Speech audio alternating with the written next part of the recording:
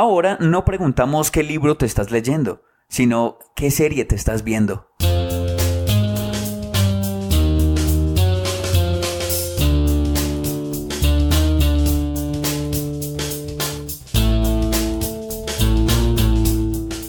Episodio 7 de Sin Palomitas de Maíz, el primer episodio que grabamos en 2019 de este podcast de enfermos para enfermos, de series y audiovisual. Con micrófonos. Con nuevos micrófonos. Increíble. Pero por fin. Eso termina siendo como una terapia, ¿no? Para nosotros. Sí, claro, venir aquí y hablar y desahogarnos. ¿Vieron series en vacaciones y fin de año, Felipe? Sí, bastantes, muchas. Terminé de ver unas que me quedan ahí pendientes y un par de cositas por ahí muy interesantes. ¿Y Juan David le quedó tiempo? Sí, yo creí que no me iba a ver nada y yo fue puta, ese podcast acabó. Y me resultó que cuando estaba viajando quedaba en casas absolutamente solo con televisores de 50 pulgadas y con Netflix prendido. Entonces me vi algunas, me desatrasé de Black Mirror para poder llegar a la interactiva y me vi la que voy a hablar hoy. Y me vi pelis y docus y me vi un montón de cosas, güey. Y el invitado de hoy, Juan Sebastián Molina, influencer, escritor, publicista, vieja gloria. Juanse. Vieja gloria. Bienvenido a su casa, man. Sí, muchas gracias, chicos. Es re bonito volver. Es pura nostalgia. En vacaciones me dediqué más a maratonear libros porque me quise como desintoxicar un poquito de las series audiovisuales y por ende pues vi poco. Me terminé de ver la primera temporada de Mr. Robot y empecé la segunda casi hasta el final. ¿Por recomendación de este podcast o por iniciativa propia? No, por iniciativa propia porque me volví mal maratonero de series. O sea, antes me sentaba y me veía una serie de 6 temporadas en un fin de semana. Ya me veo como 2 capítulos a la semana y me volví como gringo, como voy a verla de a poquitos para disfrutarla más. Envejecer se llama. Sí, y entonces me veo como muchas series al tiempo y no me veo ninguna porque como que no, a veces vuelvo y soy como, ve, ¿en dónde iba en este? Hay una aplicación que nosotros utilizamos. Sí, había una y yo usaba una y se me desapareció, la desactualizaron, se me desinstaló, compré celular nuevo y ya no aparece para ese celular, entonces le perdí como toda la pista a lo que iba leyendo. La nota en las manos. Con cuaderno. Sí. Pero TV Time es la recomendada para que lleven sus cuentas de aplicaciones en los 2 sistemas operativos de móvil. Yo sí vi mucho, yo gran fondo de series, no salí en la casa, no vi tanto como quisiera, pero creo que hemos cumplido la meta, hay que seguir viendo. Sin Palomitas de Maíz. Y de todo lo que zarandeamos en vacaciones, de cuál es lo que queremos hablar y dar el palazo inicial. Empecemos con de lo último que vimos en 2018, creo que estrenó el 28 de diciembre de 2018. Fue el último episodio o el especial de fin de año de Black Mirror, que se llama Bandersnatch. ¿Lo vieron? Sí. Positivo. Sí. Por cocaína, sí. Yo no, pero voy a hablar mucho de la interactividad, ¿no? Pero yo me encontré, no como días previos o por esos días, un gran post de Alejandro Ángel en Facebook, en sus redes, donde desgranaba la historia de la interactividad en la televisión local, sobre todo porque sabemos de eso, y le estaba hablando al público local, y también un poco como todo lo que previo a lo que íbamos a darle clic. Entonces como que me leí toda la teoría. No recordé Leche no me la vi. ¿Ustedes se vieron Leche? Sí. No, yo no la vi, pero sí, como un ejemplo importante de era muy loca la serie, eso sí recuerdo. Pero no recuerdo eso del volumen. En todo caso, que Alejo menciona una novela, serie. Era una novela colombiana, creo que era dirigida por Víctor Mayarino y la escribía uno de los luthiers, ¿Cuál? Rabinovic, Monstock. No. Monstock es el más cercano a Colombia. Ya les digo quién en un momento. Pues no sé. ¿Y qué novela es eso? ¿Qué sería? De leche, de la Pero que los estamos Amper hablando. Pizarro no estaban metidos Sí, ahí. creo que también está ahí. Sí, había un San- combo de guionistas, Samper un combo O Pizarro. sea, un montón de frikis hicieron como por poner a la gente en la casa a Jorge hacer- Marona. A votar con el Jorge control Marón. remoto. Sí, le como a pedía a la elegir, gente y ¿cierto? la gente bobamente decía que sí o no. Entonces, claro, podemos hacer toda la historia, no somos historiadores. Yo lo que siento como para iniciar el tema es que me estaba retrasado en Black Mirror, me tuve que ver 2, que no me quería ver, que estaba asustado. y Un año después. me año puteó, después. esa del perro me puteó, o sea, no, qué gonorrea de serie. Que este capítulo, Bandersnatch, es dirigido por el mismo director De ese de capítulo. Metalhead, Ajá. que es el de... Gonorrea, o sea, me parece que es un capítulo súper vacío, sin muchos elementos, muchos personajes, inclusive los créditos son recortos. ¿Qué gonorrea para doler, para incomodar? Bueno, y viene el museo, que el museo es una cosa genial Hacen de la un- misma serie, que recogen, inclusive los citan ahí, recuerdan personajes, recuerdan trucos anteriores, que creo que es el capítulo más redondo para mí. Más redondo en Black Mirror es decir cochinado, o sea, el más doloroso, el más cochino, el que fue más lejos. Y bueno, y lanzan al 28 de diciembre en un acuerdo con Netflix. Un acuerdo es que queremos interactividad. ¿A quién le decimos? A esta gente locos de Black Mirror, de esa serie sucia, del futuro, Cyberpunk. Sí, a ellos están y les ponen la propuesta y ellos dicen, qué pereza. Y luego como cuando supongo que haciendo ejercicio que no debe hacer, supongo que navegando en internet que no debe hacer, este parcero, ¿cómo se llama el creador? De Black Mirror, Sí. Charlie Brooker. Don Charlie Brooker, dice, ay, qué chimba, me ocurren ideas. Y se le ocurrieron un montón de ideas que las llevan a cabo y las lanzan después de fabricarla mucho tiempo. Inclusive que el editor dice que es de las cosas más grandes que ha editado en la vida. Y sí, Porque era sí, es que Cierto, porque era No, es que es una salvajada. un árbol de ramas, y ramas y ramas y ramas. ¿Cuántas horas es el dicen que más de 5 horas, como 360 y algo de minutos se De rodaron. posibilidades, ajá. Sí, Alguien que nos la resuma, ¿de qué va la cosa? de Black Mirror Bandersnatch sigue un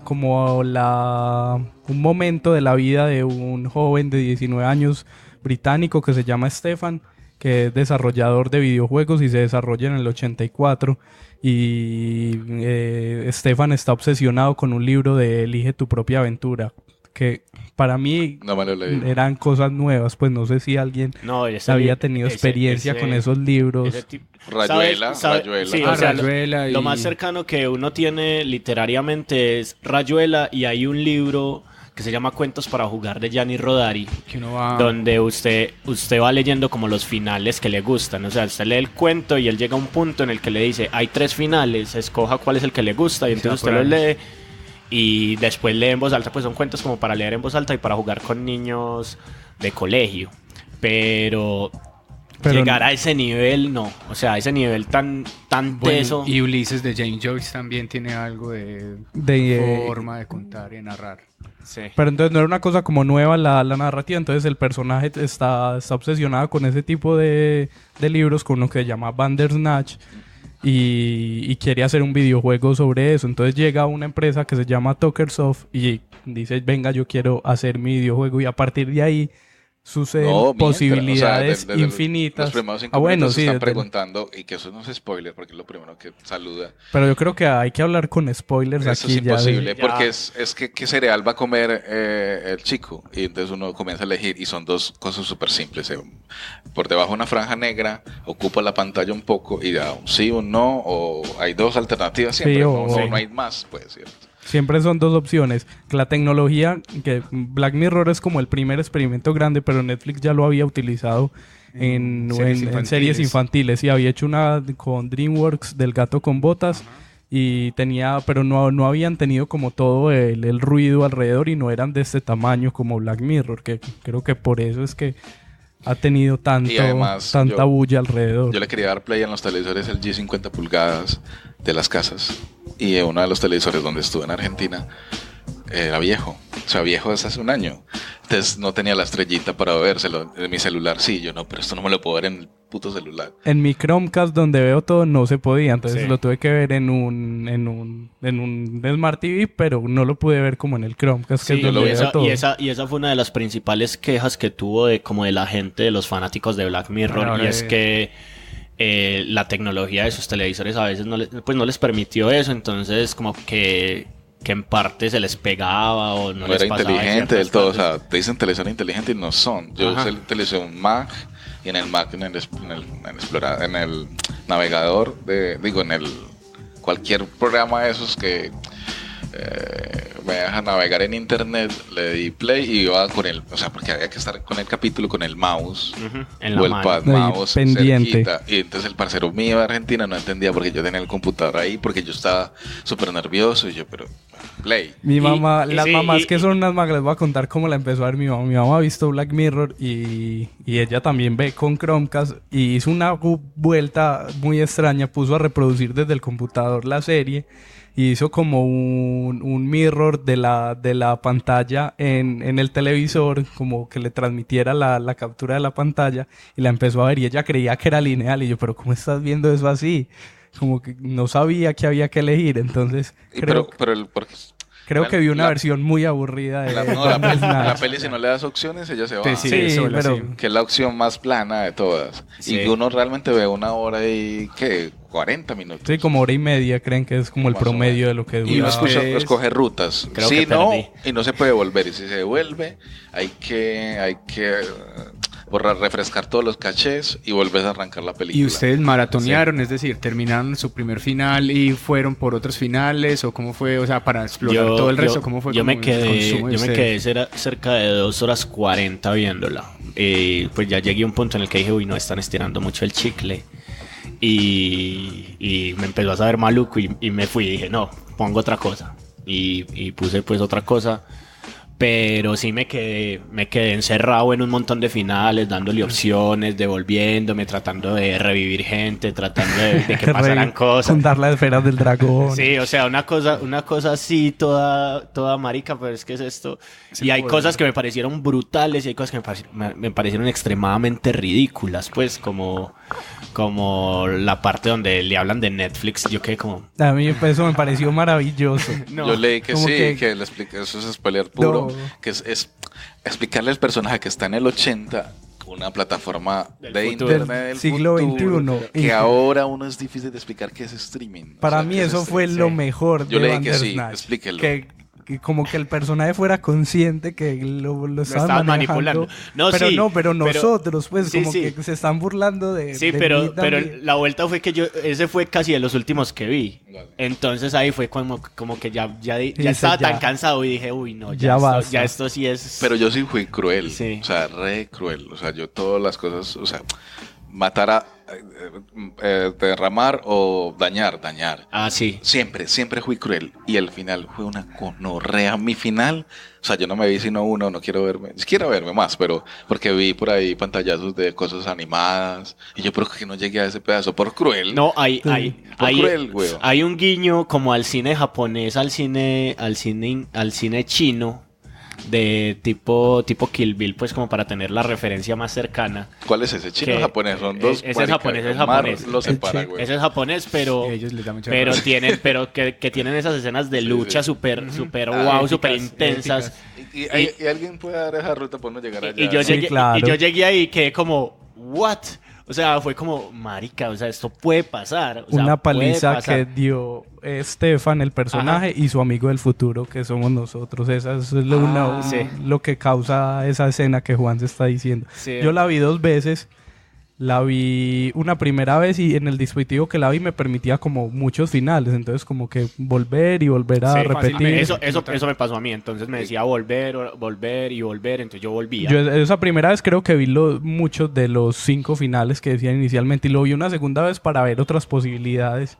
Yo cuando la vi sí pensaba en una cosa y es que creo que este tipo de historias también lo quiere, quien las escribe o quien las hace lo quiere llevar a un lugar determinado. Entonces yo creo que me parece bacano eso, que lo ponía uno también como en la posición de guionista, que cuál es la lección que hace que la historia avance. Sí, y hay una cosa también que me parece ahí dentro de esa misma psicología y es hasta qué punto uno no es el mismo personaje que está metido en la serie.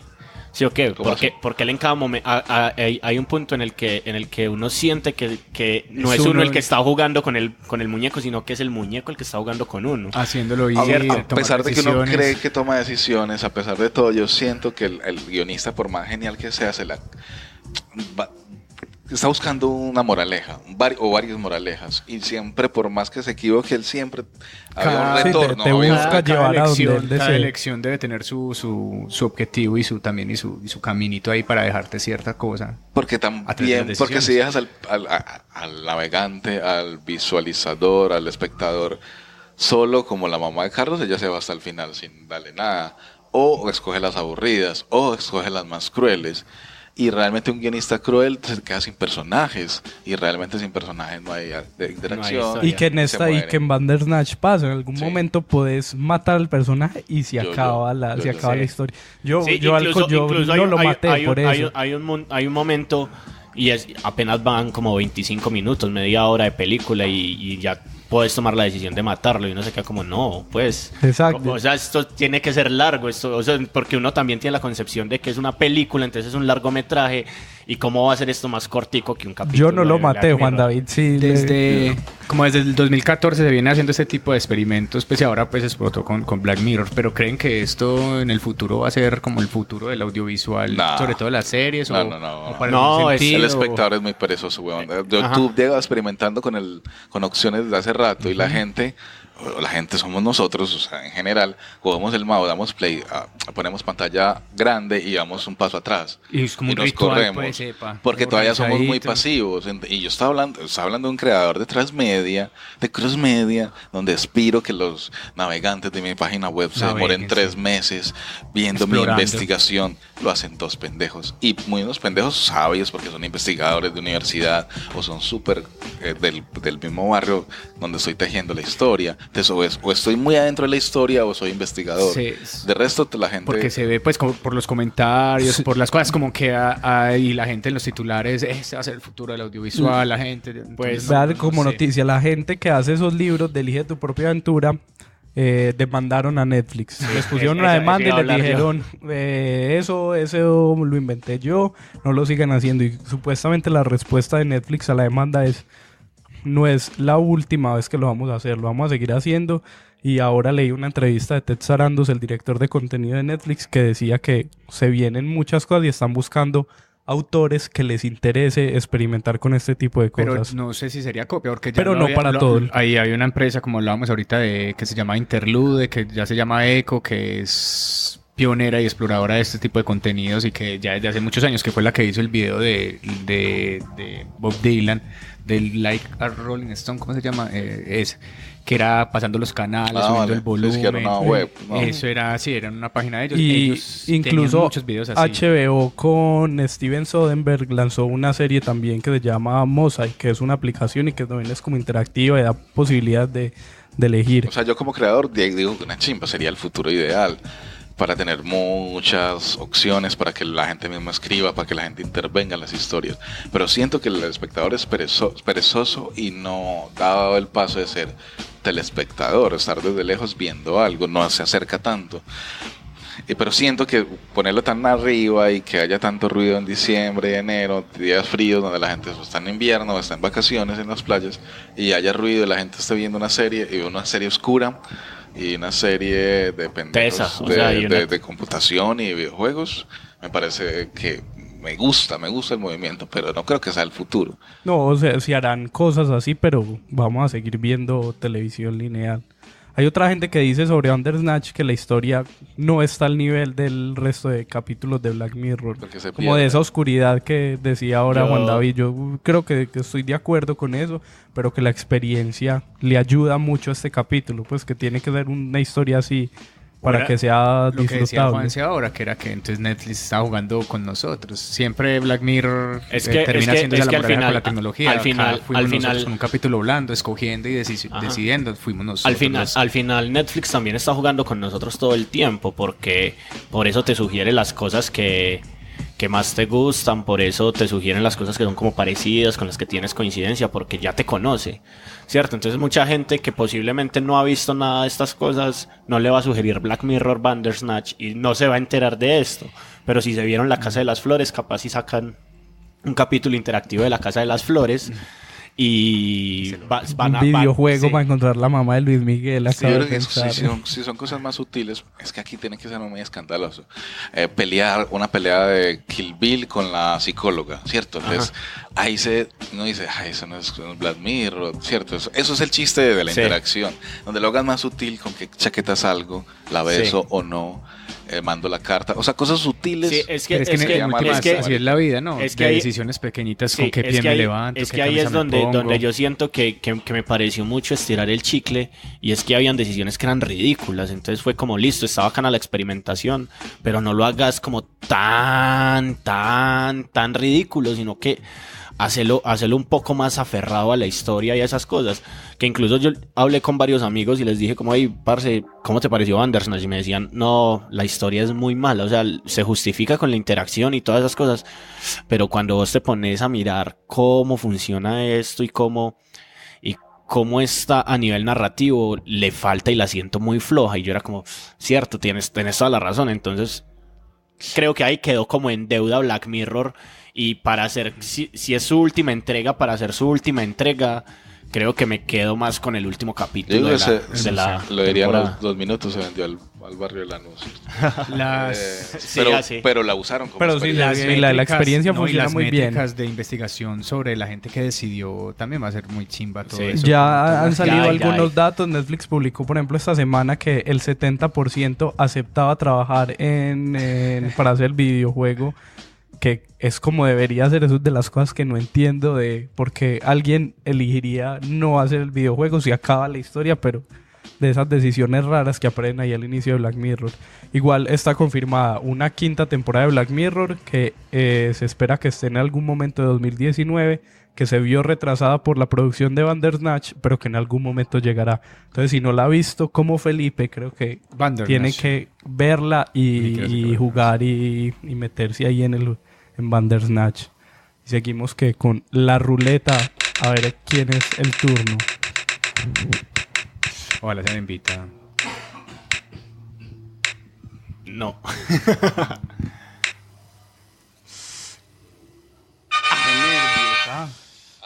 Mierda. Casi le toca a Felipe. Bueno, lo fuimos. Series para comer. Series suaves que no me pongan a pensar y que me dejen digerir la comida. Y me va a contradecir después de presentarla, obviamente. Rick and Morty. Ricky y Morty. Ricky Sánchez y Morty Smith se llaman. Es una serie de dibujitos animados. Está en Netflix. 3 capítulos. Animación. 3 temporadas. 3 temporadas con capítulos de, no sé, 10 capítulos por temporada. 31 capítulos tienes para ver. Y es una serie de animación creada por Justin Roiland. Me va ayudando Carlos y Dan Harmon. Correcto. Para Adult Swim. ¿Eso qué es? ¿Un canal o una plataforma? Es un canal. Adult Swim.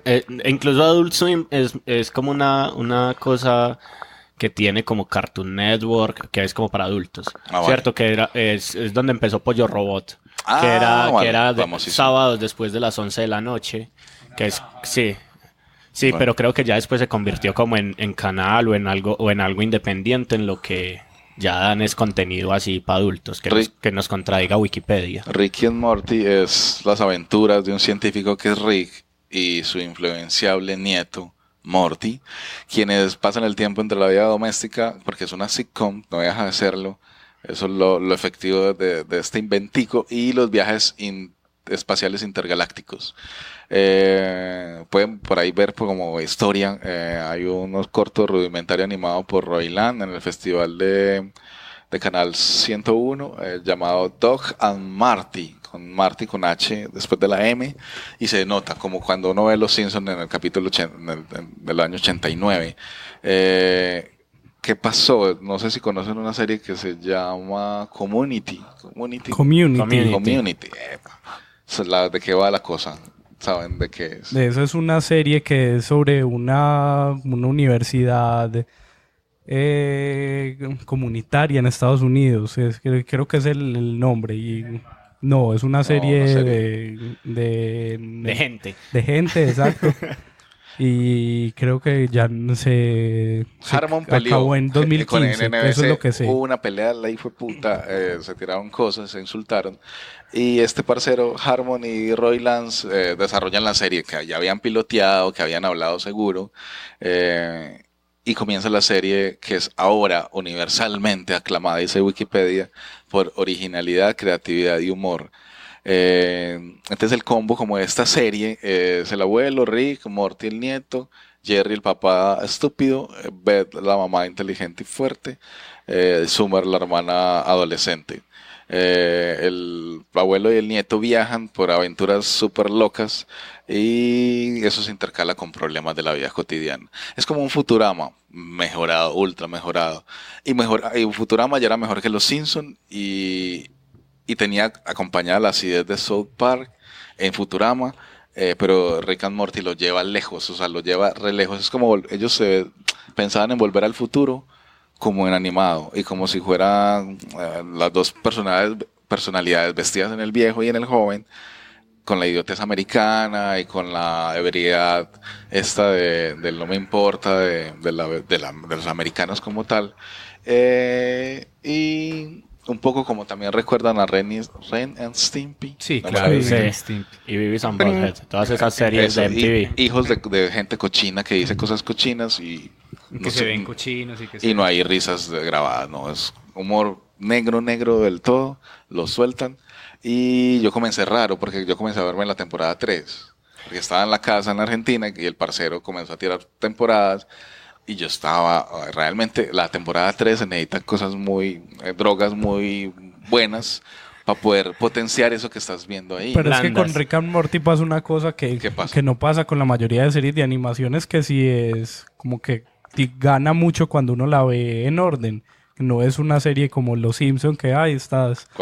puedes ver cualquier episodio y funciona porque ya sabes de qué va. Con Rick and Morty, si tenés previos, ganas muchas cosas. Se potencia, porque yo me la vi y yo me divertía. Yo entendía que iba la cosa. Están hablando de multiuniversos, están hablando de la gobernanza, están hablando de la cultura, están hablando de un montón de mierda. Entonces el personaje me decía, véase la primera temporada para poder que quiera los personajes y potencie lo que está pasando con cada uno. Entonces me volví y ya me voy a volverlas a verlas. Yo voy en la temporada 2, voy para la 3 y la 3 me la he visto como hasta la mitad, que creo que son los mejores capítulos que hay. Cierto, Dan Harmon dice que todos los episodios de Rick and Morty siguen la estructura básica que Harmon llama embrión de una historia. Se trata más o menos así, ¿cierto? Un personaje está en su zona de confort, pero quiere algo, está inconforme. Entra a una situación no reconocida, se adapta a esa situación, consigue lo que quiere, paga un alto precio, vuelve a la situación de partida cómoda, no cambia ni mierda o cambia mucho, ¿cierto? Él lo llama como a la naturaleza del protagonista, nota un pequeño problema, toma una decisión, convoca cambios que dan satisfacción, pero hay consecuencias. Y esas consecuencias deben ser neutralizadas y el protagonista debe admitir que realmente no puede cambiar nada, que la vida no la pueden cambiar. Temas, claro, la cotidianidad, la economía, lo social, trata sobre todo, o sea, y uno lo puede degustar, trata la familia, la amistad, la unión, ¿cierto? Pero también la desbarata y la vuelve nada y la critica, y critica el matrimonio, y critica el colegio, que Morty es súper amante del colegio, y él le dice, pero ¿para qué no aprendes ni mierda? Y él dice, pero quiero ir porque quiere ver las chicas, entonces habla del amor y eso lo revuelve con existencialidad porque Rick es súper fatalista y un anarquista pero también tira filosofía y bueno, en resumen, como dos idiotas que viajan por el tiempo, en el espacio y el tiempo y hablan de la vida de ahora o sea, yo vi capítulos donde decía, estás tocando, me estás haciendo llorar, cabrón, ¿cierto? Una serie que era para comer, digestiva, que no iba a importar nada, termina golpeando el alma y el corazón porque uno baja la guardia, baja los brazos y deja entrar todo el contenido y se sorprende con filosofía, con amor, con un montón de vainas. O con asquerosidades o cosas que lo acaben uno de risa, porque Rick and Morty como que navega entre todo eso. Y pero la dan también en televisión abierta, donde además de Netflix, donde también está. Pues aquí no sé, yo la he visto en Netflix y en Torrent. Aquí veo que dice Warner Bros. Television como en la distribución, pero no sé en qué canales. Pero acá no llega en Cartoon Network ni en esas cosas. No, aquí no. Solo Netflix. Lo teso es que la serie ha permitido unos fanatismos todos tesos. ¿Cómo pues yo tuve un man viviendo en mi casa como 3 meses. Un roomie.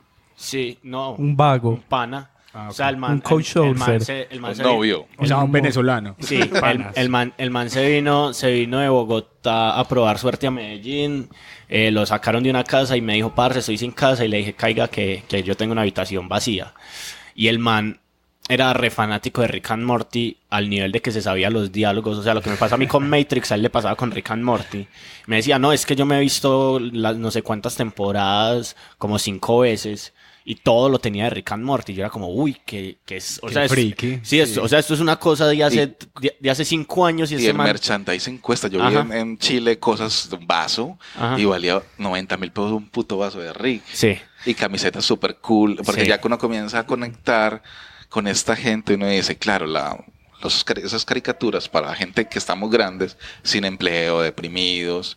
Cada puto capítulo puede tocar un botón que no sabías que ibas a tocar. Entonces seguro el man consigue un empleo. Sí. Y entonces el man tiene como trastornos depresivos y cosas así. Entonces ya con lo que vos contás siento un vínculo como, uy, ya entiendo por qué este man lo tiene.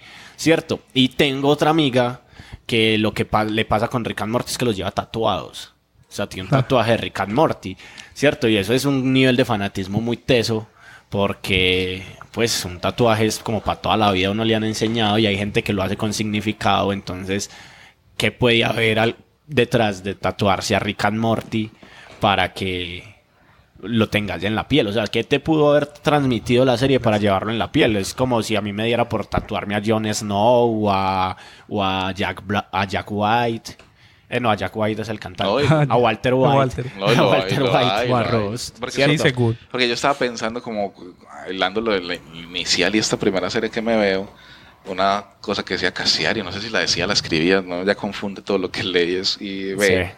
Sí. Y decía que leer libros ahora es ver series, porque las series traen música, literatura, actuación, teatro y cultura. Toda la cultura que te salte. Lo que tiene Rick and Morty pues unos muñequitos de gente cochina, inmoral y una familia americana de mierda, es todo lo contrario a lo que acabo de decir. Inteligentes, poderosos, están tirando filosofía, pero están haciendo una familia americana con orgullo, que se quiere, que se ama, y al final lo que están haciendo es una redondez cultural, y mientras se tiran mierda, te están tirando sabiduría. Y yo lo que considero es que la televisión es para entretener, ¿cierto? Yo me siento ahí a que mis neuronas no piensen mucho, estoy cansado de pensar en el trabajo, en la ciudad, en mi contexto, y me pongo a ver esto para livianizarme, y mi cabeza lo que hace es 2 dimensiones, se divierte y por debajo aprende. Gol y me quiero la 4ª temporada, me va a dar la 3ª con mucho ánimo. Y sigan a Dan Harmon, hay inclusive un documental de él que es súper interesante, stand-up comedista, de foros, hace voces, hace las 2 voces de Rick and Morty, las hace él, es muy interesante. Entonces, ¿qué hay detrás? Cultura, y hay gente interesante haciendo sí, hay mierdas. Autores muy poderosos. Hay algo ahí de ahí que uno se conecta.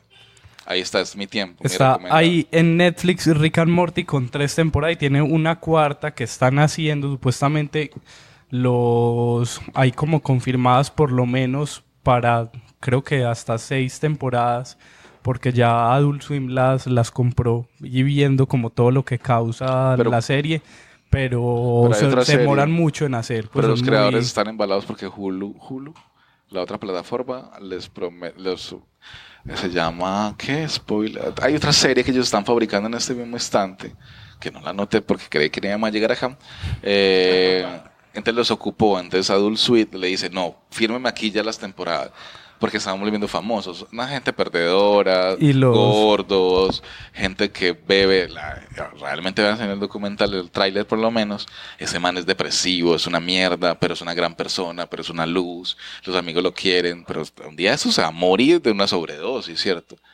Entonces, ¿quién está ahí pulsando? Gente creativa que ha bebido de todos los pozos de MTV, ¿cómo se llamaba? Locomotion.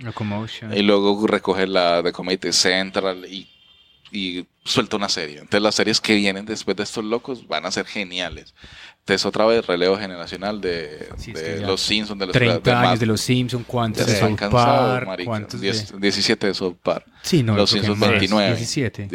17, 19 y esta gente. No, los Simpsons ya 30. Los Simpsons ya están en 30. Pues puede ser 31 quizás. Sí. Y South Park. Entonces necesitamos 98, relevo. 20, ya South Park ya más de 20, 21 ya este año. Y Family Guy, no sé, pues como de ahí beben toda esta gente. Entonces Carlos me había dicho que me la tenía que ver y vea, llegó. Y como lo decimos acá en Sin Palomitas de Maíz, para que todos lo vean para también, que disfruten. Lleguen. Vamos con qué, con el cabezote de Rick and Morty. Sí, que es muy bueno, muy bueno. Play.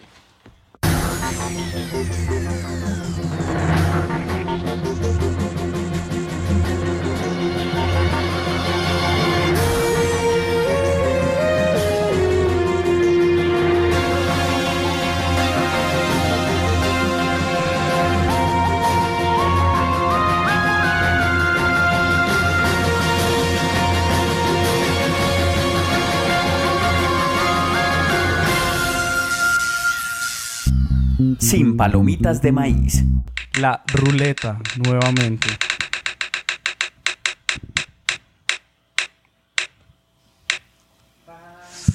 Uy, aquí. A mí. Sí. Es mi turno. Esta vez. Y yo no voy a hablar de series por primera vez. Por primera vez en los 7 episodios trampa de este podcast no voy a hablar de series, que las últimas 2 episodios ha también hice ahí como unas trampas, pero era el fin de año.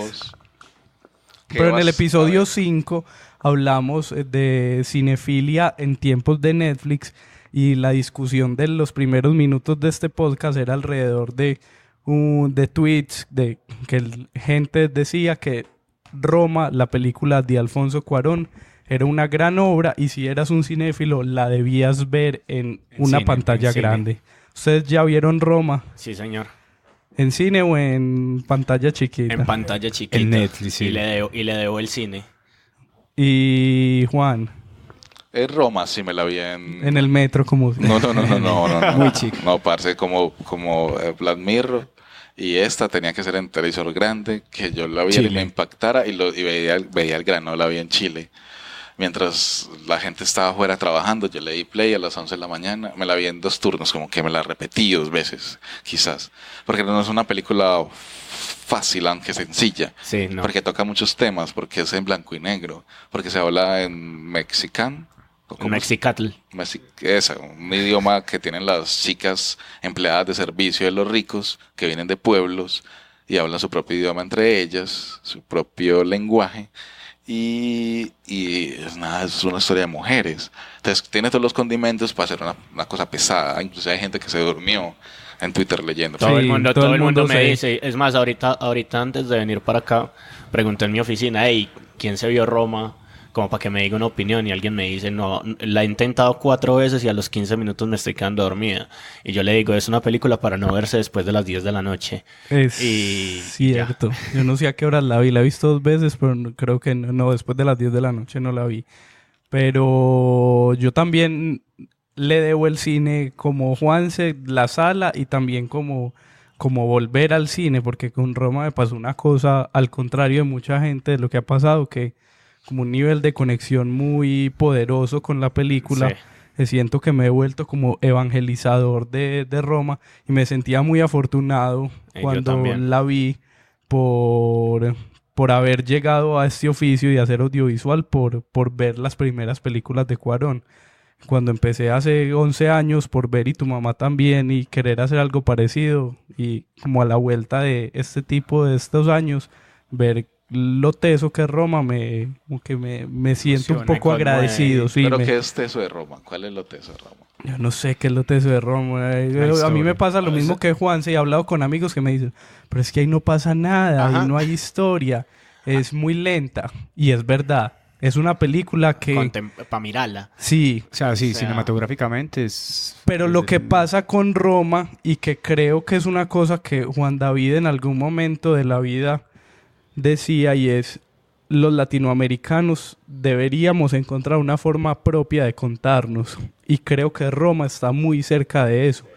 Porque es, sin ser, utilizando las mismas herramientas que ha usado el cine desde hace 100 años, es muy cercana, es muy, muy íntima, te permite como conversar con los personajes ahí al lado de ellos y vincularte de unas formas como que lo conmueven a uno, de formas que me sorprendieron a mí que una película me lleve a eso. Hay una cosa muy tesa que vinculé pues ahora pensando en Un mundo para Julius, que creo que es un escritor genial de Latinoamérica que ha escrito desde la riqueza, o sea, haciendo Los hijos de los ricos de la casa de los ricos, la pobreza, describiendo a los empleados, estando con ellos, porque Julius fue una persona que la nana fue el que la crió, de las nanas de México. Es peruano, ¿cierto? Y las nanas yo tuve nanas, o sea, yo soy un man pobre, hijo de un legumbrero, pero mi mamá luego estudió y comenzó a tener trabajo y me puso una empleada de servicio, la cual nos las comíamos en las casas de servicio. En la mayoría de gente tenemos esa anécdota, porque el abuelo también tenía luego una nana y también tenía de mi edad y terminamos siendo novios. Entonces las nanas crían. Las nanas están ahí siempre cerrando las puertas. Entonces elegir Cuarón, que una casa rica del barrio Roma, de la colonia Roma, cuenta la historia desde la versión de las chicas que están en el cuarto piso, después del patio, en el cuarto chiquito, en el feo. Pero también cuenta la historia de las casas grandes, pero con ciertas escenas, porque no son los grandes dolores.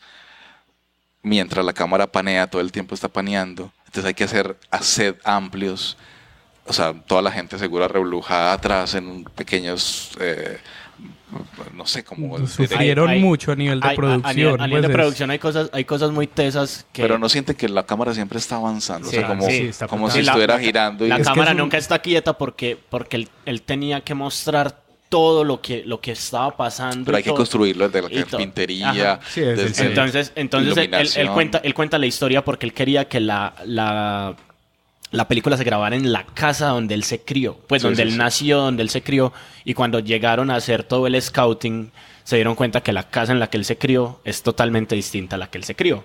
¿Cierto? Porque la reforma, porque cierto, lo que pasa con la modernidad. La memoria también. Cierto, pero al frente había una casa igual y el man dice, ahí es donde vamos a grabar, y la convierten en la casa de Cuarón cuando era niño. Y la casa es una representación muy fiel de la casa, de los recuerdos de Cuarón. Él en muchas entrevistas dice que los directores de arte sufrieron mucho con él porque había que ambientar el recuerdo de él, y que en muchos lugares, por ejemplo de la casa, en los gabinetes donde guardaba la ropa, él pedía, así no interviniera en la escena, que tuviera la ropa que usarían los personajes o que está en el recuerdo de él. Pero ¿con dónde se gastaron toda la plata, Pipe? O sea, claro, un plano de la calle tal de México, una cuadra donde pasan unos señores en una banda de guerra, todos tenían en detalle en artes. En los carros pasaban, las esquinas tenían... Y esa cuadra es ambientada completamente, no existe, la armaron. O sea, esa cuadra la armaron y creo que ahí se gastaron todo. O sea, esa esquina, porque esa esquina, él dice, es una representación de cómo era esa esquina hace 40 años, 30 años, pero no es la cuadra como está actualmente. Pues la esquina, ese cruce ya no existe y nos tocó armarlo por completo, y es una de las partes más tesas, pues, de la película, porque rompe un poco un montón de cosas con respecto a lo que está pasando. Pillas de los créditos, carpinteros, constructores, albañiles, son largos. O sea, esas películas largas. Pero para que hablemos de producción y de presupuesto, es una película que valió entre 15 y 20 millones de dólares. Joder. Y Cuarón decía, es una historia mía propia, íntima. Él, pues, un director con Oscar, pero él decía, la única productora que podía hacer esto y que confió en mí es Netflix. Entonces creo que, pues, además de todo lo bonito que es Roma, creo que fue posible en que le copiaran y que pasara todo lo que está pasando alrededor de Roma por Netflix y por todo lo que está sucediendo alrededor de Roma. Y muy acertado. Y de los 3 mexicanos. O sea, sobre todo porque los 3 mexicanos están... en el top. O sea, le están enseñando a hacer cine a la Academia del Cine. ¿cierto? Porque llevan 5 años monopolizando la temporada de premios, donde les están diciendo, mira que se pueden hacer de distintas formas, y entonces tenemos... Yo creo que cogieron ritmo. Ajá, o sea, tienen ritmo. Entonces tenés a Cuarón que se gana Gravity, tenés a González Iñárritu que se gana con Birdman y con The Revenant, y después llega este man de Guillermo del Toro y se gana con La forma del agua, y ahora Roma vuelve y les dice, hey, Cuarón... Pero 10 nominaciones. Y ¿No te parece muy exagerado? Pero no, todas completamente merecidas. Imagínate que hay una cosa que hoy he hablado con alguien sobre lo contemplativa que es Roma. Él me dice, es que a mí me cansan los planos, y los planos que hay fotográficamente me parecen muy bonitos. Pregúntale ese, pero no te cansa la vida. Ajá, y entonces yo le dije, es que Roma no es una película solo para contemplar con los ojos. Roma hay que escucharla, porque todo lo que encierra Roma adentro es el ruido de la calle, y es el ruido que todos hemos vivido afuera, del pregonero, del perro ladrando, del carro pasando, del todo, siempre. Y Cuarón hay una entrevista que le hacen el New York Times, creo que es, y se lo llevan a él hacia Roma, y él se monta en una camioneta y les dice a ellos, párense y vamos a escuchar. Yo lo que quería mostrar en Roma era que la gente escuchara lo que yo escuchara. La salida del cine, para dejar hablar a Pipe, que no hemos dejado hablar a Pipe. La salida del cine, la salida del cine tiene por ahí 40 personajes. Y el ruido, ¿cómo se llama eso en literatura? Que son muchas voces. La cacofonía puede ser, pero es una armonía... polifónica, no tan... pero arrítmica, o sea, es súper bella. O sea, esa escena valió un billetal. Es una escena donde, para terminar y dejarte la pelota, Pipe, siento que la gente se duerme. Yo me dormí también, porque la película tiene un peaje muy lejos, o sea, te engaña. Vamos para tal lado, pero comienza a hablar de cosas que sucedieron en la historia de México. Las toca un montón de... Yo entendí realmente, y eso es un spoilazo, la masacre de los Halconazo. estudiantes. Sí, el Halconazo. Ahí la entendí, porque hay trasfondo, y claro que es un invento, y creo que es una versión de Cuarón de quién era la gente que dispara para que el Estado no dispare, y duele profundamente. Alguien puede estar dormido, pero a mí me dolió, porque yo estaba esperando ese dato, esa explicación desde hace mucho rato. Dos vainas muy importantes que tiene Roma, y es lo acertado que hablamos al principio de que lo hayan tirado, pues Netflix la apoyó, pero también la tiró al cine. Creo que es muy acertado esa experiencia. Y que gracias infinitas a Netflix por haber hecho esa película. Y el color, creo que es muy acertado de la forma como... es pesado en esta época. Pero si hubiera sido en otro tono, no hubiera tenido esa sensibilidad que logran la gente. No sé si hubiera sido acertado hacerlo de otra manera. Sabes que hay algo dentro del color que es muy teso, y vamos a hablar en términos racistas, que hace que Yalitza sobresalga. Vale. ¿Cierto? Entonces ahí si la pones como, voy a decirlo así despectivamente, como cholita, ¿cierto? Sí, como indígena mexicano. Colorida y con estas... Sí. Posiblemente no sobresalga tanto como en una película blanco y negro, donde todos en la casa son blancos y te encontrás, ¡pum! Ese contraste. Porque apagaste los güeritos, o sea, como los apagaste y le diste potencia. Sí, yo no lo había pensado así, pero tiene todo. Acertadísimo el color, acertadísimo. Eso, y hay una reflexión de Zizek, el sociólogo eslovaco.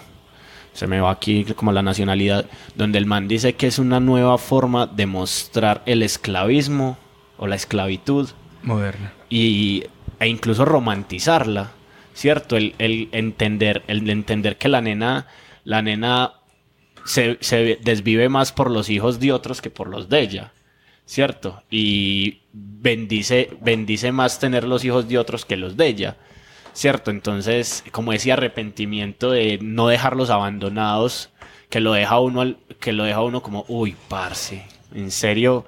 O sea, esta nena hace esa confesión y uno se queda como, uy, no. No diga la confesión porque la vean que... Alrededor de Roma se generó un movimiento, como pasa con otras películas, pues vuelve otra vez el tema de pronto de la economía, la violencia económica y todas estas vainas, o el tema de... Yo creo que eso es una historia de mujeres. O sea, en marco, realmente, esquemáticamente es una historia de mujeres, de las empleadas de servicio, de la mamá, de las abuelas, de las amigas de todas estas Y anteriores. de mujeres en general hay un diálogo que Qué resuena brutal. mucho en la película y que como que ha trascendido, y es que dice un personaje, una mujer a otra mujer, siempre hemos estado solas, y que como que ha sido muy, muy diciente de lo que está pasando en el momento. Pero yo creo que la pregunta de Felipe Pero la no conversación no se ha dado solo en ese tema. Pero pues, ¿sabes qué me alrededor gusta? del O sea, porque cine. ese frame se volvió muy sí. famoso, porque claro, lo aíslan y lo mandan en redes y, el hombres mal paridos, que nos has dejado solo, y siento que no, weón. O sea, que aquí hacen quedar mal al hombre, muy mal. Roma nos va muy mal, pero efectivamente, científicamente, así como lo hicieron,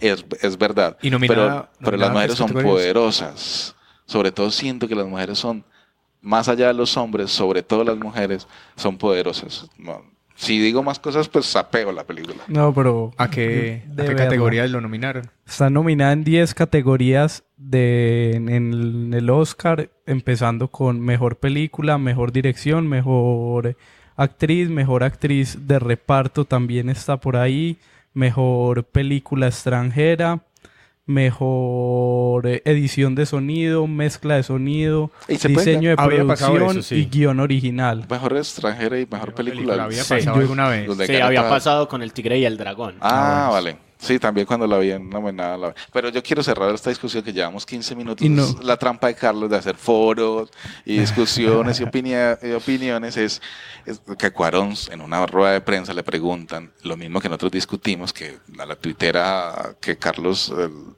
poco debatió. ¿Será que se está acabando el cine porque lanzas en plataformas películas? Y él le responde, pues no se está acabando el cine porque el cine como tal se vuelve fuerte mientras una película en blanco y negro, hablada en mexicano O en indígena, español, es que o es en completamente o en español. Sí, es cierto. Vaya 10 veces nominado a los Oscars, se puede ganar la extranjera y la mejor película. Y hable ¿Y de tiene con temas de izquierda todo el tiempo, de reivindicaciones de Sí, si usted ve mujeres. los comentarios de la derecha criticando esa forma de hacer cine, esa forma de Porque ¿sabes qué? presentar. Porque es una bomba que le ponen a la cultura sin detonarla. O sea, es como la ponen ahí, los asustas, le muestras lo peor de la raza, de los gringos, de los ricos, de los blancos, de los poderosos, y resaltas a los pobres. Claro, eso no les va a gustar, pero me parece que Cuarón responde todo lo que nosotros balbuceamos como en muchos minutos, pero estamos con él. Sí, yo sí Somos quiero hijos hablar de él. de lo último de Roma. Más.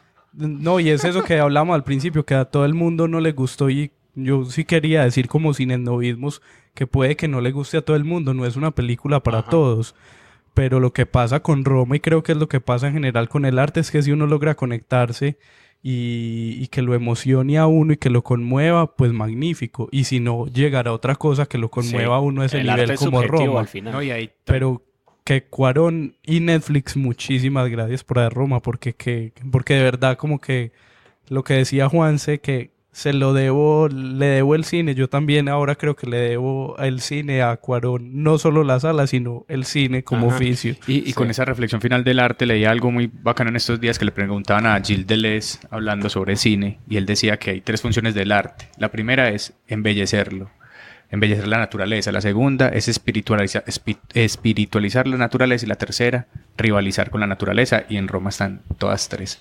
Entonces, con eso nos terminamos acá. ¿Y qué vamos a ver? El Vamos a escuchar. tráiler de Roma para irnos.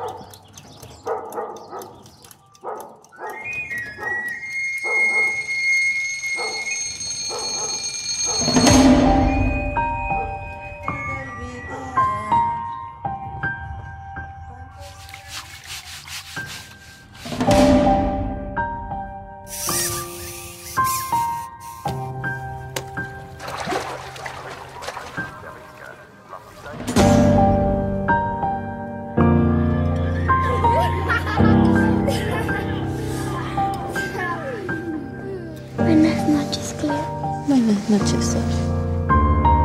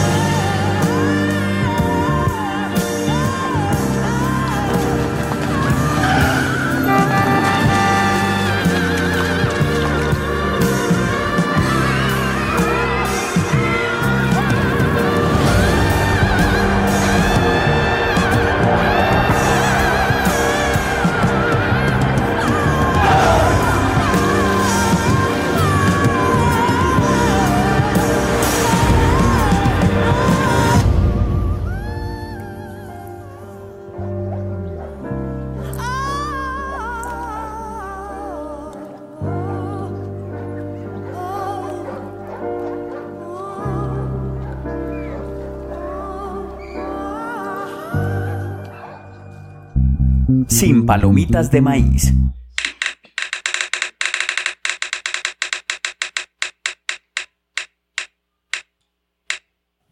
Y después de una conversa muy sentida y larga de Roma, es el turno de Felipe, que va a hablar de una serie, ahora sí.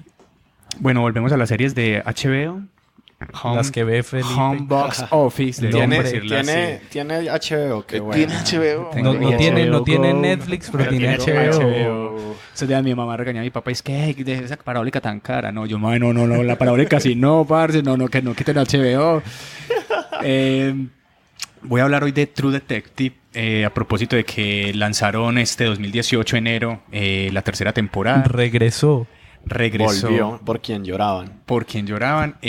No sé si para que ustedes me ayuden, en esta década que ya se va a acabar, ¿cuáles han sido como las series que más han como roto el espectro? En esta década yo creo que pues Game of Thrones que empezó en el inicio de la década, Breaking Bad que empezó antes, pues pero sí, empezó antes. Suits. Y no he visto Suits, sí. El 2000, no estamos yendo tan lejos. No, 2010 para acá. No sé. The Americans. Y sí, tal vez algo así Y como The House of Americans Cards. o House of Cards. Y creo que falta una. Y True Detective. Sí, o sea, rompe con todo lo que se venía hasta ese momento y sigue manteniendo un poquito el listón muy alto. Yo voy a hacer aquí de troll, pero True Detective tiene una temporada 2 La 2 es asquerosa. Eso, entonces, o sea, yo no sé si la tercera se reivindicaron, pero la primera era una joya, la segunda fue un desastre y no he querido ver la tercera incluso por ese sinsabor que me dejó la segunda. Entonces, ¿a qué va? Creo que True Detective es uno de los fenómenos de la televisión de esta década. Sin duda es una serie oscura, diferente y que esconde más de lo que enseña, y eso me gustó mucho. ¿En qué va la historia? Es un poquito como la vida de dos policías que empiezan a resolver un crimen que por ahí tenía mucho de hechicería, de brujería, que venía acompañada pues de esos pueblos de Estados Unidos, por allá de Luisiana, de Memphis. Que está hablando de la primera temporada. De la primera temporada, sí. Entonces empezamos con la primera.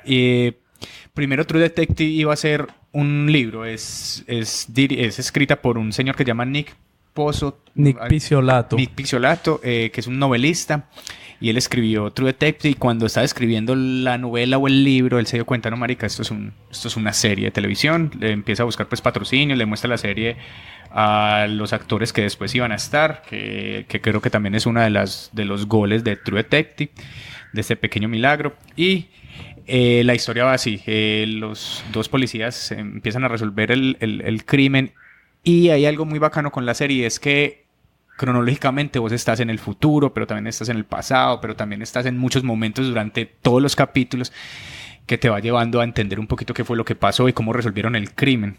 La serie está dirigida por un chico que se llama, no sé si será japonés o la ayuda Kari Fukunaga, pero solo la primera temporada. La segunda es de Nick, pero esta primera temporada la iba a dirigir el señor González Iñárritu, pero cuando eso le dieron Birdman, a él le encantó True Detective, pero prefirió en ese momento de su vida hacer Birdman. Entonces llegó este man. Y ya sabemos del resultado, pues. Ya sabemos del resultado de Birdman. Y la primera temporada, hasta ese momento, Six Feet Under había sido como la que más llevaba audiencia en HBO en sus temporadas, y True Detective hasta ese momento, ya después vinieron otras, pero hasta ese momento fue la serie que más llevó espectadores en su primera como temporada, que fueron como 11 millones de espectadores. Y hay algo muy brutal, y es que no se trata solamente del crimen, sino que empiezan a adentrarse un poquito en esta forma de contar desde el pasado, desde el futuro, cuando ellos los empiezan a entrevistar para que digan qué fue lo que pasó. Empieza uno a concentrarse mucho en los personajes, y creo que ahí está en los policías, que son dos policías, que son dos actores muy tesos, que es, ayúdame con el apellido porfa, Matthew McConaughey, que digamos que lo conocemos en películas muy tesas como El Club de los Desahuciados, el Club de los Desahuciados, Dallas Buyers Club. Así yo me quedé como, ¿qué? Eso es la traducción de Domingo por la tarde. Hay que comentar montar en algún podcast de traducciones de títulos de películas. Sí. Y Woody Harrelson, que es, ese sí estuvo en más películas, por ejemplo, Asesinos por Naturaleza, estaba pues como más, pues también los dos son muy tesos. Sí, ambos son ganadores de muchos premios, de Oscar, de todo. Y en esta primera temporada era como importante porque era de los primeros actores como que ya estaban en cine, que estaban haciendo cosas de cine y que volvían como a la televisión. Era en 2014 cuando se lanzó la primera temporada, eran pocos los actores que lo hacían.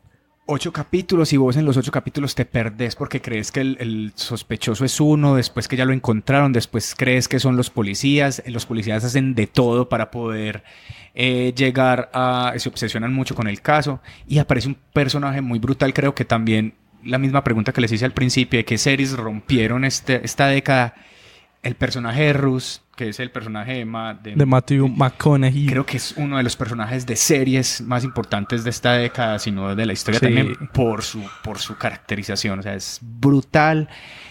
Lo que hablaba Juan David ahorita, desde la filosofía, desde la forma de ver el mundo, desde el existencialismo, nos deja unas frases brutales que por acá noté, que me parece que para una serie de policías rompe pues como todo. Y el man dice, por ejemplo, frases como esta. Uy, se me fue. Cuando habla del tiempo, por ejemplo, ¿qué es el tiempo? Él dice, la eternidad, donde no existe el tiempo, nada puede crecer, nada puede llegar a ser, nada cambia. Por eso la muerte creó el tiempo, para cultivar las cosas que matará. Eso lo dice mientras que lo está entrevistando otro policía y constantemente les va mandando tanto a los otros policías que lo están entrevistando cuando está con su compañero buscando pistas. Totalmente siempre está ese yo no duermo, solo sueño. Todas son frases muy tesas de Ross, que como personaje se vuelve muy poderoso porque después que terminan el caso ya no son policías, después son detectives, después les toca reabrir el caso como yo no sé cuántos años después. Y audiovisualmente me sorprendió mucho el capítulo 4 con el plano secuencia, que increíblemente más largo de la historia de las series. Planos secuencias importantes en la televisión. 6 minutos duras de hijo de puta. Y yo no había caído en cuenta que era plano secuencia. Yo apenas en estos días viendo, marica, es que nunca pararon la cámara y es que entran a una casa, hacen de todo allá para llevarse a un chico que les va a dar una información. Y Felipe le encanta contar todo. Y con spoiler, sin palomitas, pero con spoiler. Pero no, vean la primera temporada. Y creo que son 8 capítulos, son muy brutales todos. Es una serie creo que de culto esa primera temporada. Después, como decían mis compañeros, en la segunda cambian la forma de narrar y cambian ya son muchos como desde muchos puntos de vista la historia. Pero con lo que vas a decir, Pipe, es importante como contar que True Detective no es una serie, no es una miniserie, sino que es una serie antológica. Es una serie que cada temporada trata el mismo tema o pues tiene como el mismo caso a seguir. No el mismo como el mismo concepto. Pero no es capítulo a capítulo, sino temporada antológica. Eso es una temporada antológica. Entonces cada una de las temporadas sigue a unos personajes y que siguen un caso independiente. Eso pasa también, por ejemplo, con Fargo, la serie de FX también hace poco que también se lanzó. Funciona así, cada temporada es diferente. Y con True Detective. Entonces la primera temporada es muy buena, es la que ha hablado Felipe. La segunda temporada no tuvo tanto éxito. Kari Fukunaga, que es el director que estuvo en la primera temporada, no está y no tiene tanto éxito. En la segunda, los personajes principales, uno es Colin Farrell. Pero yo por ejemplo la temporada la empecé a ver y la abandoné como al 4º capítulo porque no iba para ningún lado, nos mintieron después de lo que nos prometieron.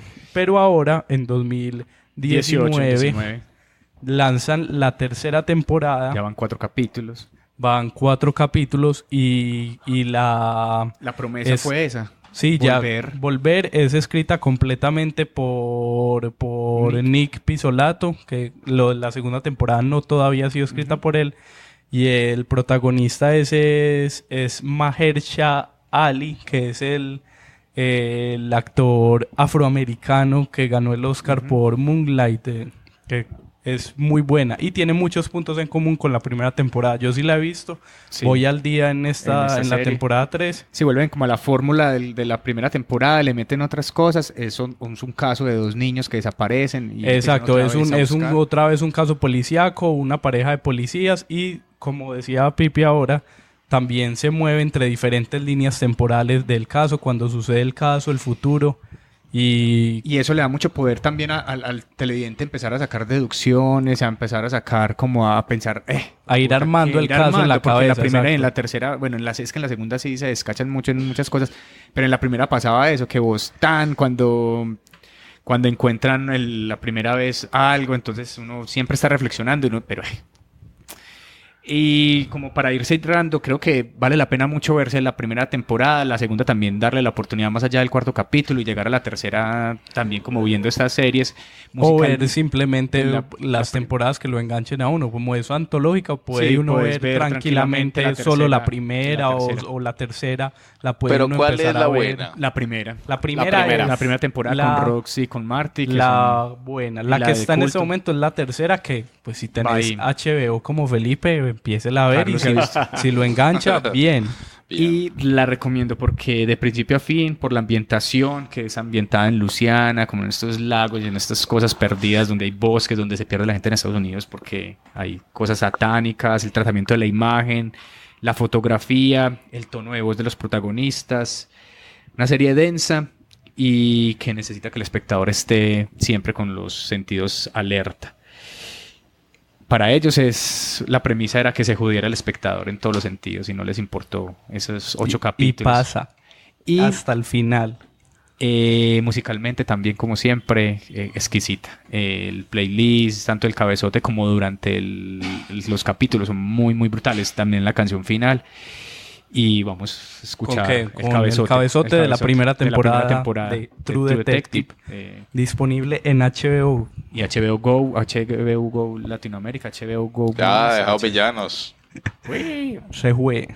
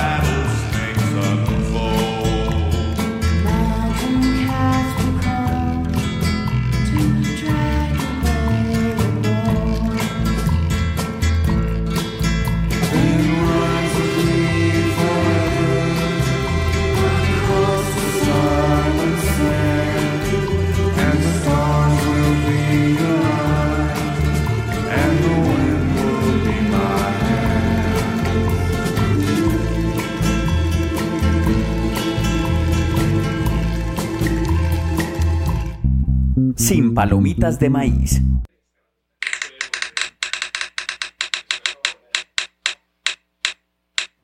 Y ahora quedan dos opciones en la ruleta. Una es Juanse, nuestro invitado, y la segunda es el corresponsal.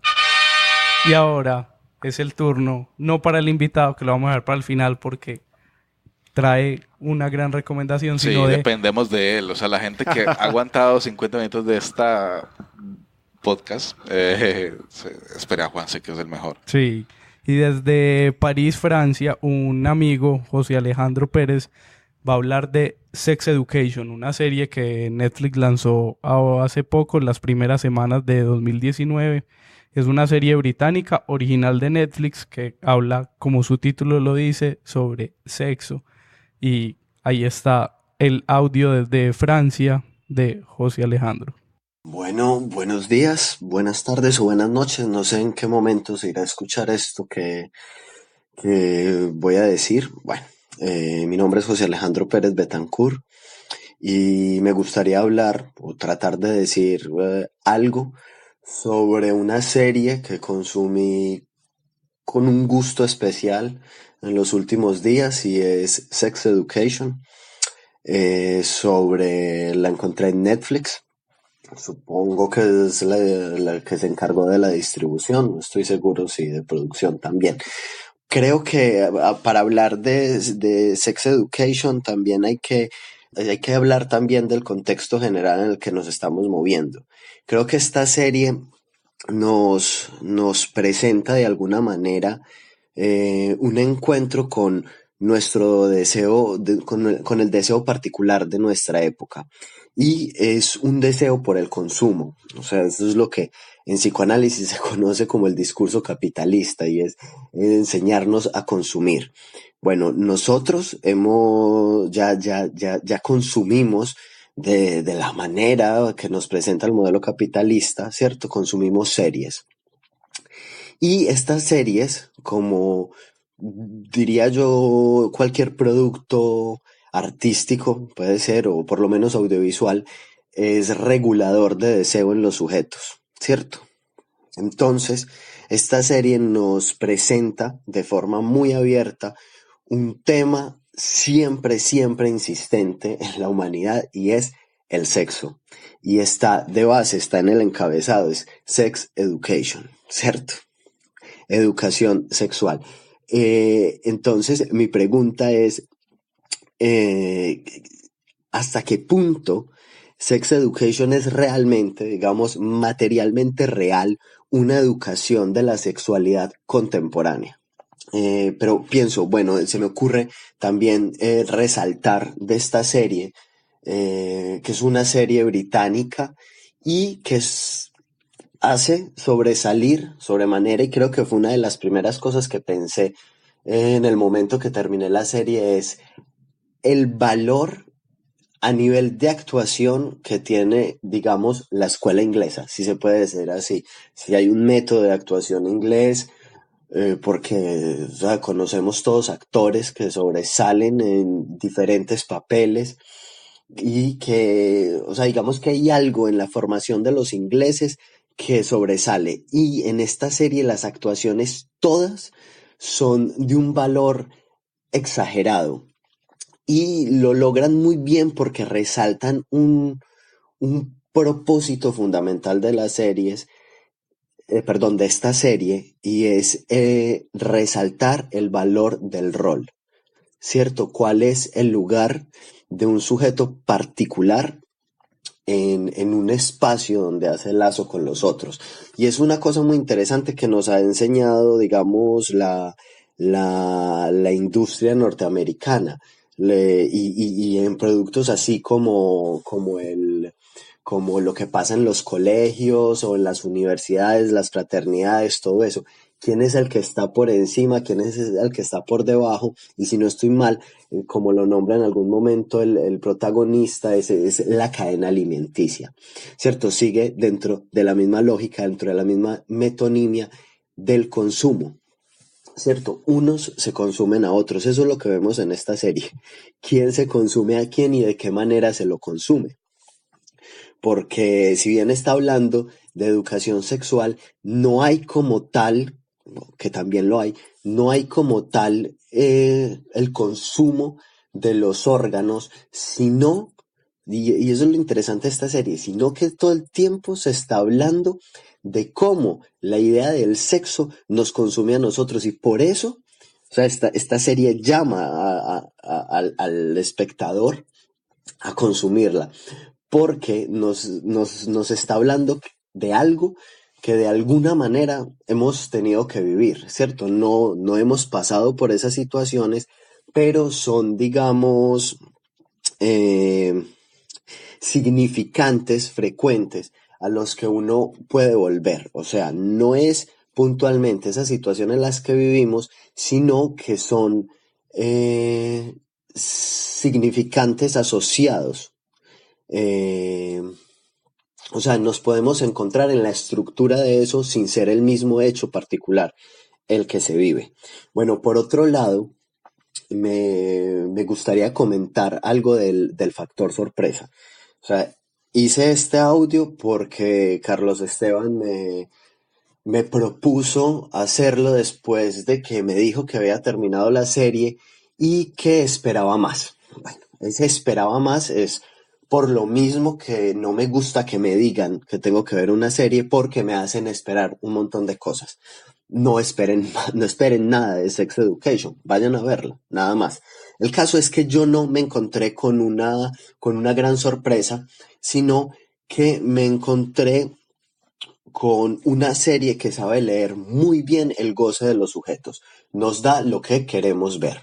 Básicamente, sin sorpresas. Uno desde el primer capítulo sabe muy bien en qué van a terminar algunos personajes y lo hacen tan bien que causa satisfacción que termine así.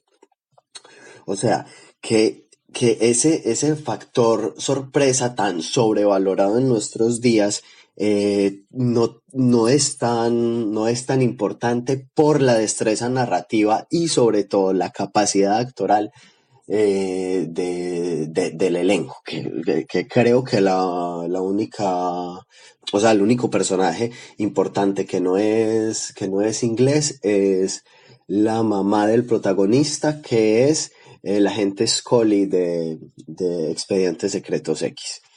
Finalmente, creo que es una serie que sabe leer el goce subjetivo de nuestra época, que puede llamar muy fácil la atención y que le hace eco a esta idea generalizada que hay actualmente. No sé si ustedes lo han escuchado, a mí me ha llegado varias veces la idea de que Netflix está renovando la manera de producir, la manera de mostrar, la manera de dar material, ¿cierto? Y que sobre todo produce cosas que las otras productoras no aceptan. Es a eso a lo que apunta, a dar de lo que queremos ver. O sea, no escandaliza que se permite mostrar imágenes de más. La historia ya no la han contado, no la han encontrado fragmentada en diferentes películas, en diferentes series, pero en esta lo condensan y se permiten mostrarla con todo. O sea, básicamente no nos quedamos con ganas de nada. La disfruté, se consume supremamente fácil.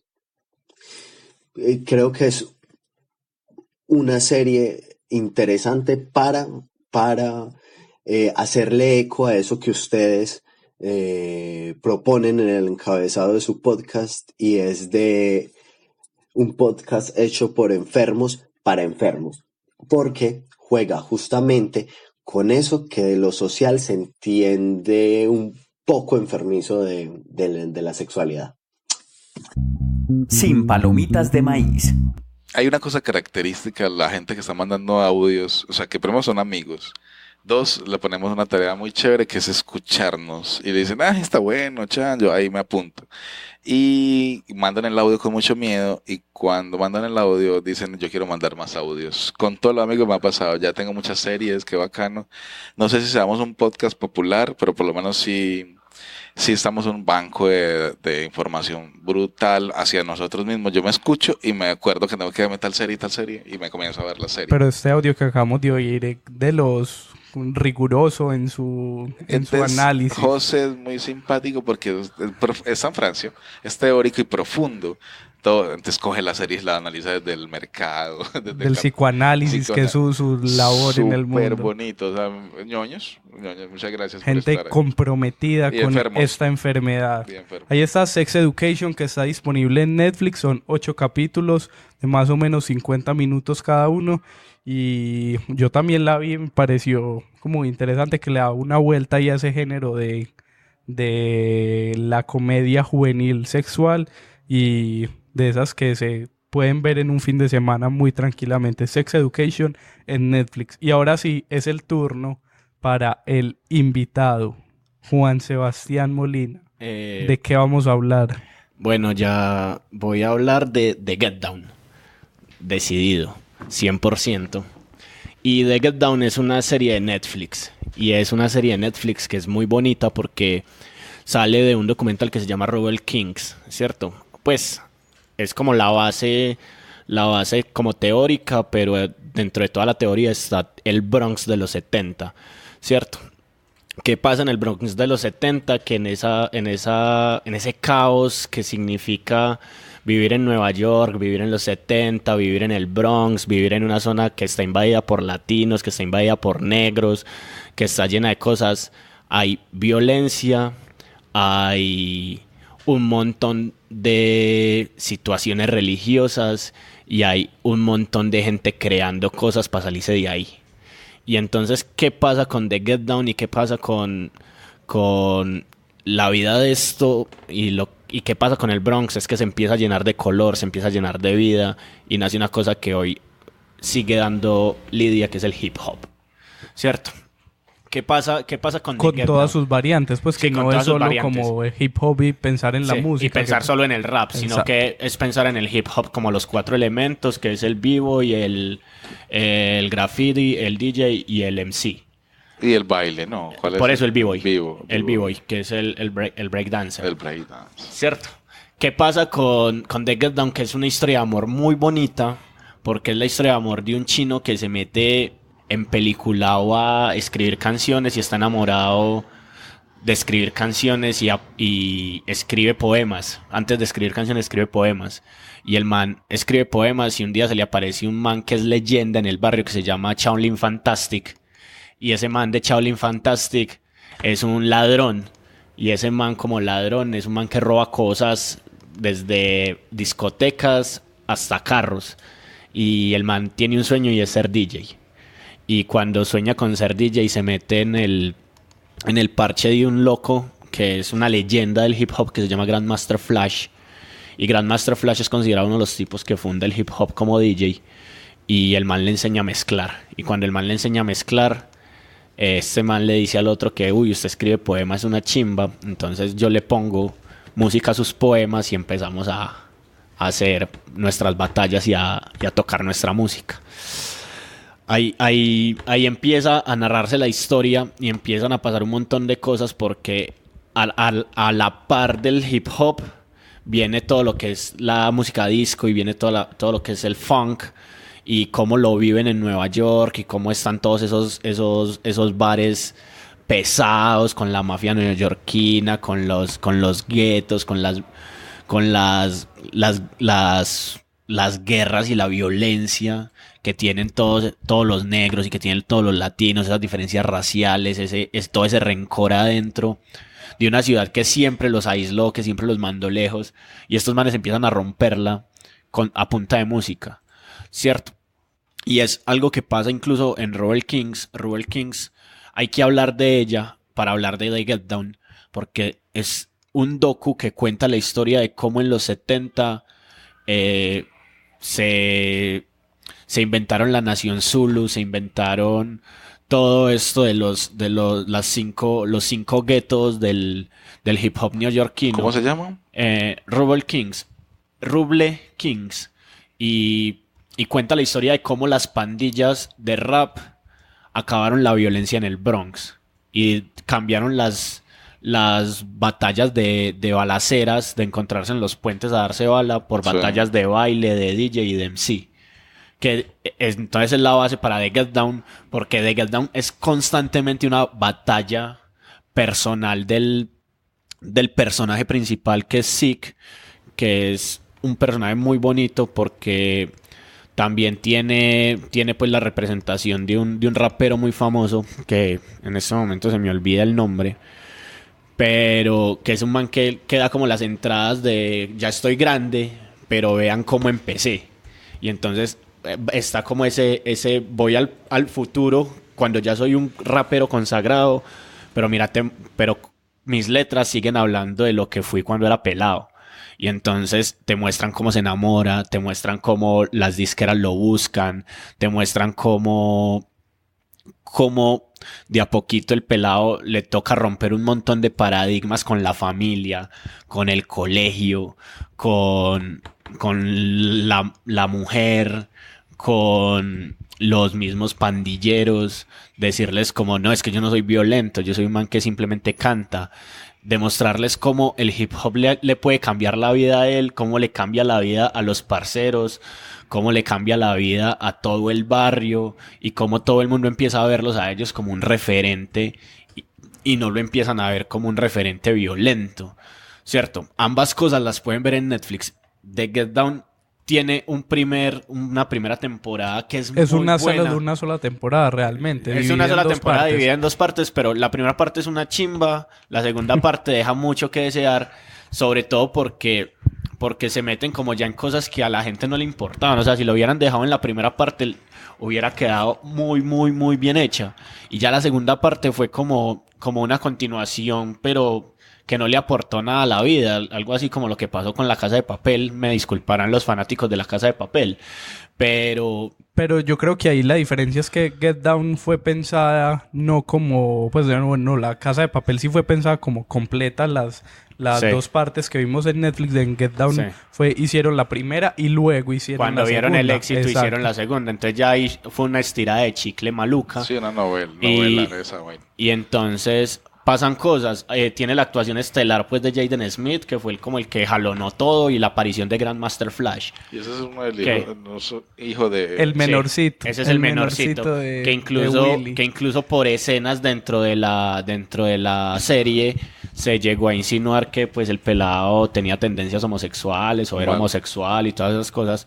Y juegan también mucho con ese rol como de demostrar que no solo te enamoras no te vinculas sexualmente con alguien y te enamoras de alguien que sea como de tu sexo opuesto, sino que también tienes vínculos amorosos con personas de tu mismo sexo sin tener que llegar a situaciones sexuales, sino que puedes compartir un montón de cosas que también pueden significar una forma de amor. Porque hay un momento en el que Jaden Smith, pues el personaje de Jaden Smith, tiene que pelear como con esa necesidad de ser legal y ser ilegal, de que se enamora y se pierde ese amor y no vuelve y aparece, y tenían lugares de encuentro y nunca vuelve y aparece. Entonces hay cosas muy bonitas narradas con el metro, narradas con el Bronx. Hay un rescate histórico de cassettes, de grabaciones viejísimas del Bronx de esa época, como para pintar y maquillar todas como las transiciones. Material de archivo, sí, tiene mucho. Y entonces eso también te toca y sos como, uy, marica, esto era así en esa época. Y hay unas muy, muy buenas recreaciones escenográficas, de vestuario. O sea, véanla. Yo no pude con The Get Down.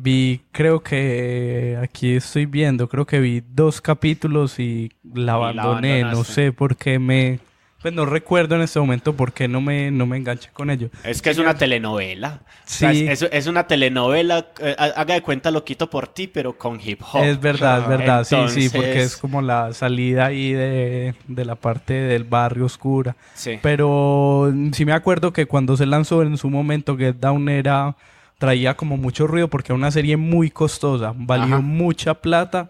Y fue también la primera serie que Netflix canceló. Antes de que cancelaran The Get Down, Netflix no se había atrevido a cancelar nada. Y dicen que The Get Down pues no tuvo una muy buena segunda parte, por un lado, y lo otro es que realmente era muy costoso hacerla. La primera temporada la produjo Sony Pictures y valió $120 millones. O sea, y para la época en que fue, hace 3 años... Y son solo 6 episodios, o sea, pues por lo menos... Son 20 millones por episodio. Pues yo creo que ahí hay mucha droga. Sí, ¿cómo va a llegar a esa cifra? No, me parece muy bonita postal. Es el hip hop, eso vale el hip hop en este momento. No, y hay mucho bling, y hay carros brutales. Y retroceder en el tiempo, ¿no? Exacto, entonces son carros brutales, pero de los 70, entonces te toca adecuar esos carros o buscar quien te los alquile. Tenés también que conseguir toda esa escenografía, los vestuarios, porque por ejemplo este man, el protagonista, monta una banda, entonces no tenés que vestir a uno, tenés que vestir a 5, y entonces ya ahí se te va incrementando el presupuesto, y conseguir ese vestuario de los 70s y conseguir vestuarios disco y adecuar una discoteca a que sea una disco de los 70, y bueno, hay muchas cosas. Si la quieren ver, véanla. Y si no, ahí está Rebel Kings, que es como el documental en el que se basa y donde pues aparece África Bambaataa. Incluso en The Get Down también hay como guiños a África Bambaataa, pero no hay como una aparición estelar del man. Incluso el sueño de ellos es como meterse al gueto de África y tocar allá y romperla allá. Pero si a usted le gusta la música y le gusta un poco de la historia de la música y le gusta un poco entender cómo pueden hacer movimientos, creo que The Get Down es una buena manera. Que es muy acertada también por lo que pasa en ese momento con el hip hop. Pues que también creo que lo habíamos hablado alguna vez cuando hablamos de la serie de Alcohólicos, y es el hip hop y el rap, pues como puntualmente, como lo que se mueve por la música, es quienes están haciendo las letras contestatarias, los que están hablando desde lo social, que el rock de verdad está muerto en eso hace muchos años, y en ese momento el hip hop es el que está reaccionando y el que está diciendo, el que está cantando muchas cosas. Y no solo aquí como desde lo local y en español, sino en el nivel mundial. El hip hop es el que vende comercialmente y el que responde y el que habla como de muchas cosas. Entonces creo que ahí también es muy pertinente venir, conocer de dónde viene ese movimiento. Y entender un poco cómo estos manes transformaron una industria que al principio no les creyó, y hoy en día pues es, o sea, los dos de los tipos más ricos de Estados Unidos son este man de Jay-Z y Dr. Dre, y son dos productores de hip hop, y son negros, y son manes que salieron de un gueto, y son manes que empezaron como empezaron los chinos de esta serie. Estuviera robando en una esquina, me alegra eso. Seguro que sí. Yo soy muy rap ahora, entonces tengo que verla por eso y porque vi muy emocionado a Juanse, marica. Sí, incluso en parte yo la vi fue por ese mismo vínculo que tuve con el rap. Hace un par de años empecé a escuchar, a consumir mucho, porque lo que dice Carlos de que el rock se dedicó a cantar otras cosas. Sí, a hacer canciones de la fiesta de las flores. Entonces se dedicó a cantar otro tipo de cosas, y el rap me ha abierto un montón de caminos, un montón de posibilidades, me ha contado un montón de historias que uno se queda como, uy, ¿qué está pasando? ¿Cierto? Entonces, entender desde el origen y llegar al punto en el que está hoy, que es una de las industrias musicales que más está consumiendo, que más está gastando, que más está produciendo, creo que es un buen inicio, así sea desde la ficción. ¿Con qué nos vamos? ¿Qué oímos de Get Down? El tráiler de esa primera temporada. Sí, ponga el tráiler y escúchese musiquita de Grandmaster Flash para que se las oye. Es muy chévere. Ahí está, de Get Down, que la pueden ver en Netflix.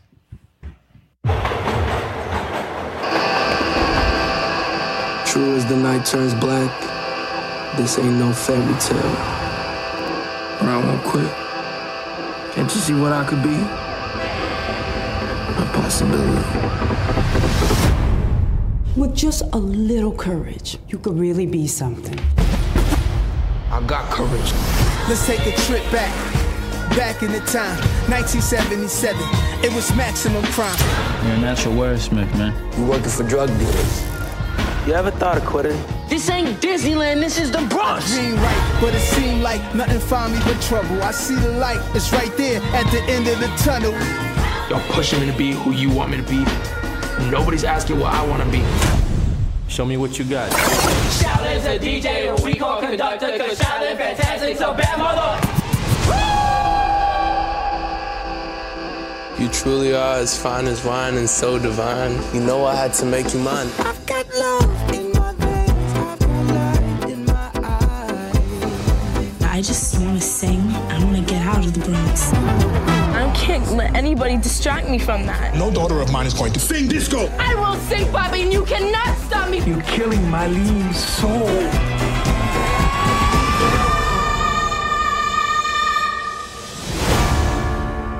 The way I see it, all of us here on this planet, and we're on a journey, and it is a mystery. These chains on me won't let me be. You've got the key, come set me free. It's about music, man. It'll move you forward and open up doors that everyone says are shut. It'll give you the whole world for free if you just hold back nothing. Now, you hear that? That is life and destiny. That is the Get Down.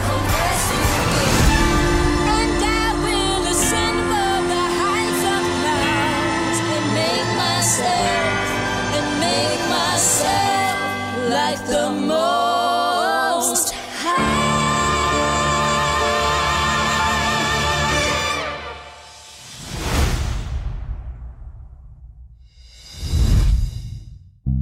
Sin palomitas de maíz.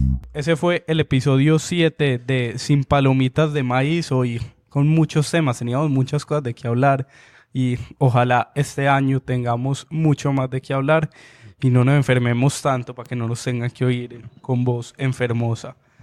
Juanse, muchas gracias por venir y estar aquí en Punto Link para conversar. A ustedes por la invitación, siempre es lindo volver, siempre es lindo reencontrarse con gente que uno quiere. Y ya, les recomiendo otra cosa, véanse Baskets, búsquenla, es de FX, escrita por Louis C.K., que ya lo conocemos porque es un loco, y protagonizada por Zach Galifianakis, el mismo de ¿Qué pasó ayer? El loco ese, pero hace a un payaso triste. Mándenos un audio de eso, desde la estrella, es lejos.